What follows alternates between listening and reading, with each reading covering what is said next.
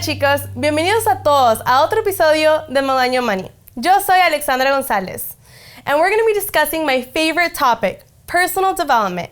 Make sure you stay till the end. You're going to hear something you've never heard Robert say before, and it's really going to shake up some lives and thought processes. And well, you'll see. Robert and I were discussing video ideas the other day, and he said something that was super interesting, and I thought we should share with our viewers. Robert said there is no such thing as a good or bad investment, only a good or bad investor. What Robert is talking about is the importance of personal development before investing.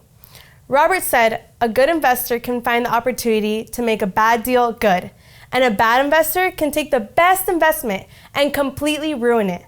So I thought I should bring Robert and Kim to discuss with us further. The number one reason to be an entrepreneur is not about money. The number one reason to be an entrepreneur is personal development.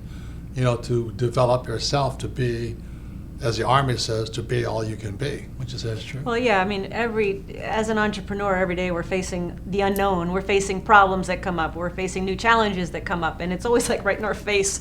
And so in order to solve those problems, we've got to dig deeper. We've got to be stronger. We've got to get better all the time. So personal development, I think entrepreneurship is the fast track to personal development. And if you're not developing personally, you're not going to make it as an entrepreneur. Let me put it to you in dollar and cents. You know, there's a lot of people who can't make $1,000. And the reason they can't make $1,000 is because mentally, emotionally, spiritually, and physically, they're not capable of making $1,000, whatever the case is. So Kim and I today are in the multi-millions of dollars in making money.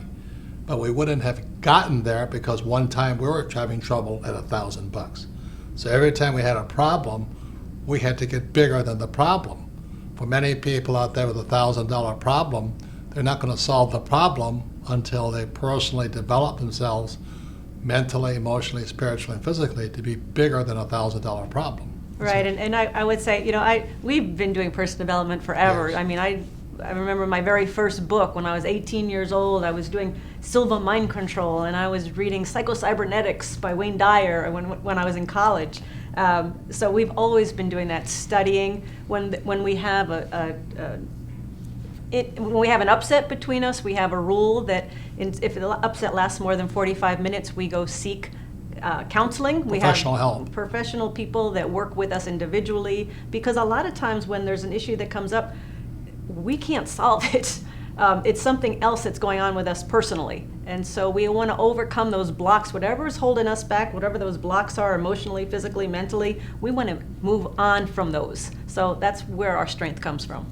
And also I see a lot of times couples, you know, they have upset after upset after upset, and it just builds up in the relationship. The resentment builds. Resentment, anger. They become their own psychoanalysts. That's the worst thing. Yeah, well, it's your fault, it's your Yeah. fault, and you spend too much money, you don't make enough money. I mean, why would you do that? So Kim and I, as Kim says, we have a professional person that if I'm upset with Kim or she's upset with me for more than 45 minutes, speed dial session, we call.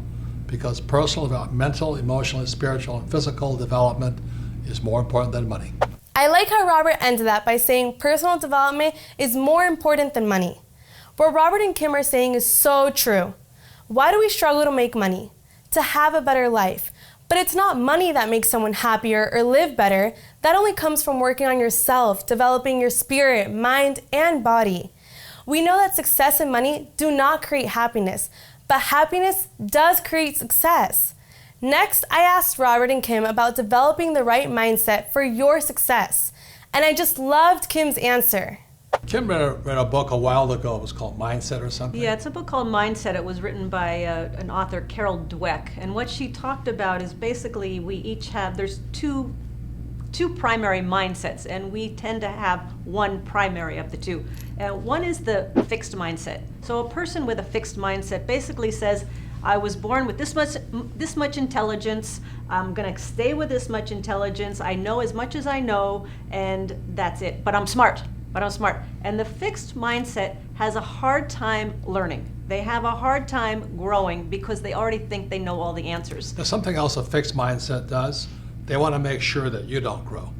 because they want to make sure that you don't get past them. Right. So right. they have to always pretend to be smarter, better, richer, more in control of their life than you. But the fixed mindset actually screws themselves because they cannot grow. Right, and you'll recognize a fixed mindset. So let's say you're having a conversation. I'm talking to somebody. I said, "Oh, I just read this new book." "Oh, yeah, I know all about that."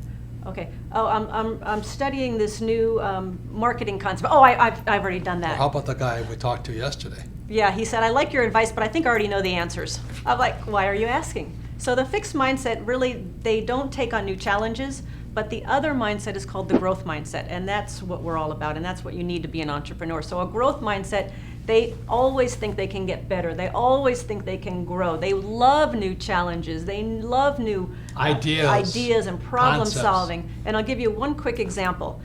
There was a study that was done, and it was with kids, and these kids were given a puzzle. And so the puzzle, you had so much time to do the puzzle. So they did the puzzle. Then they had a second option. You can either do the same puzzle again, or you can do a new, harder puzzle. Well, immediately you saw the difference between the fixed mindset and the growth mindset, because the fixed mindset goes, "Oh, I want to be right.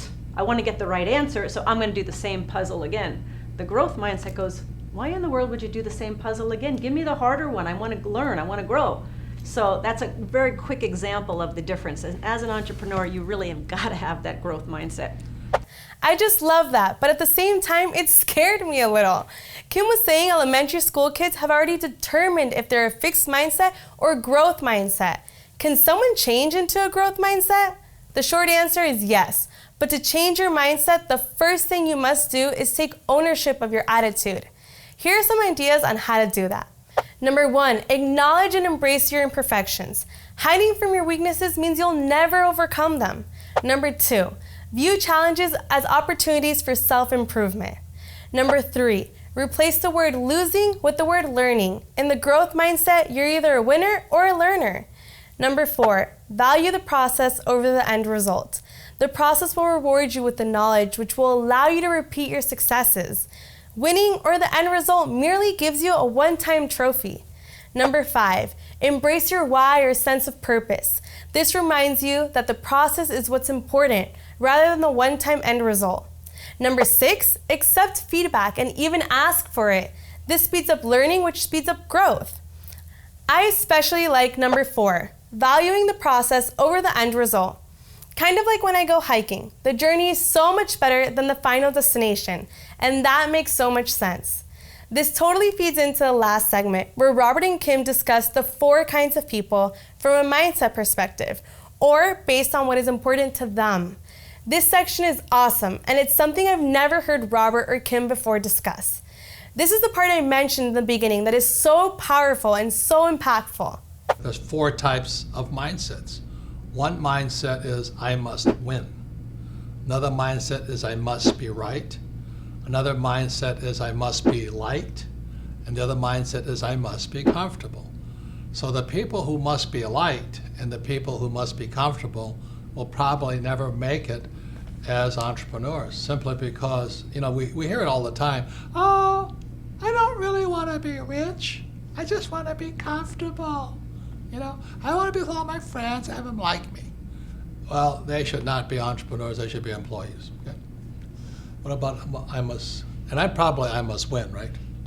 I think we're both I must win. We're pretty competitive. The I must be rights, they're somewhat too of a fixed mindset, because they've got to be right. Now, I don't care if I'm right as long as I win. Yeah.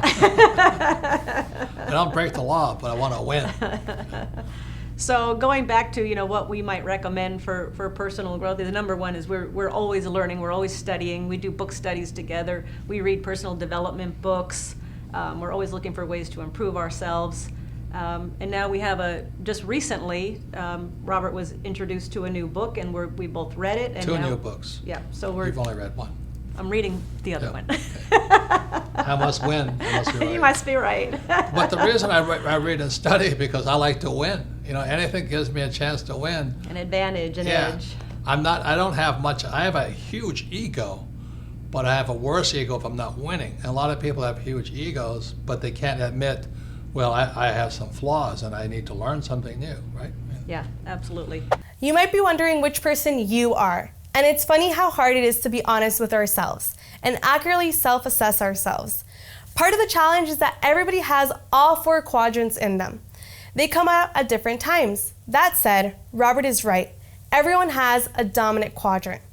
I think mine is being liked, and that's why it's so hard and embarrassing to be on YouTube. Everyone is constantly critiquing, and some of your comments are brutal, but they've made me grow, so thank you. I want an open mindset, and we learned an open mindset accepts feedback, so please leave your comments below about ways to make the show better and things you'd like or learn. Whatever you want, just say it. Also, if you want to get started on your personal development journey, click the link in the description for a free ebook.